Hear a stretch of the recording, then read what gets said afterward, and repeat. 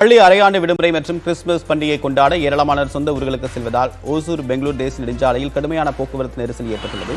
விவரங்களுடன் நீரா செய்தியாளர் செல்வா விவரம் என்ன? நிச்சயமாக தேவப்பிரியன்.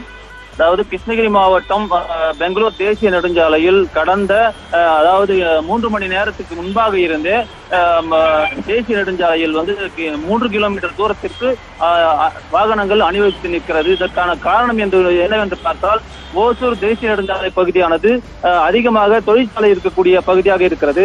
இதனால் பல்வேறு இடங்களில் மேம்பாலங்கள் மற்றும் நடைபாலங்கள் அமைக்க வேண்டும் என்று பொதுமக்கள் கோரிக்கை வைத்திருந்த நிலையில கடந்த 3 மாதங்களுக்கு முன்பாக மேம்பாலம் அமைக்கும் பணி சிப்காட் பகுதியில் நடைபெற்று வருகிறது.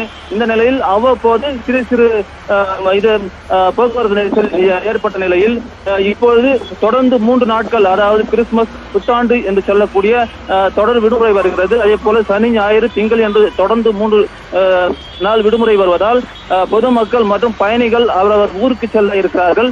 அதே போல கேரளா ஓணம் பண்டிகை வருகிறது, அதற்காகவும் செல்கிறார்கள். ஆனால் தொடர்ந்து இங்கு போக்குவரத்து நெரிசல் ஏற்பட்டு வருகிறது. ஒருபுறம் பெங்களூரிலிருந்து வரக்கூடிய வாகனங்கள் சிறிதளவே போக்குவரத்து நெரிசல் ஏற்பட்டிருந்தாலும் பெங்களூரில் தமிழ்நாட்டிற்கு செல்லக்கூடிய வாகனங்கள், கனரக வாகனங்கள் அணிவகுத்து நிற்கிறது. உங்களுடைய விரிவான தகவல்களுக்கு நன்றி செல்வா.